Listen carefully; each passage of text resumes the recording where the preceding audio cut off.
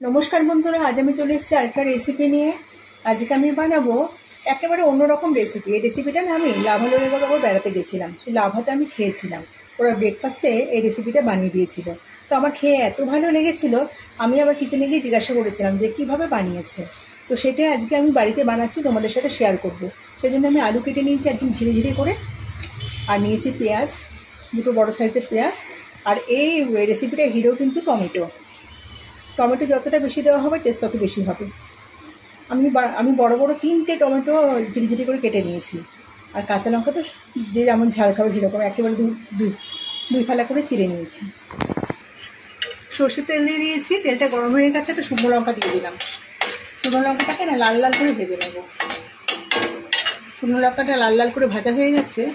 এখন কেটে রাখা আলুগুলো সবের মধ্যে দিয়ে দেবো। সবগুলো আলুকেই দিয়ে দিলাম। এবার একটুখানি নেড়ে চেড়ে নেব। খেতে তো ভীষণ টেস্টি হয়েছিল, মানে এতটাই ভালো লেগেছিল, মানে জিভে লেগে থাকার মতো খাবার। তাই রেসিপিটা জিজ্ঞাসা করেছিলাম যে কীভাবে বানিয়েছে। আমার এটা একটা বাজে অভ্যাস বলতে পারেন।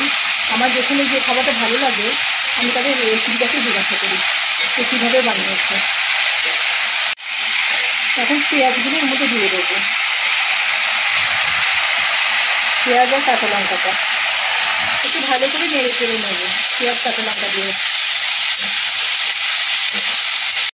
ভালো করে নেড়ে নিয়েছি। এখন কেটে রাখা টমেটোগুলো দিয়ে দিলাম। আমি এতক্ষণ লবণের গুঁড়ো ব্যবহার করিনি, লবণটা আমি এখন দেবো।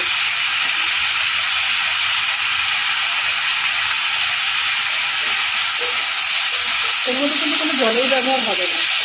টমেটোর যে রসটা বেরোবে টমেটো থেকে, সেটা দিয়ে কিন্তু মজানো হবে।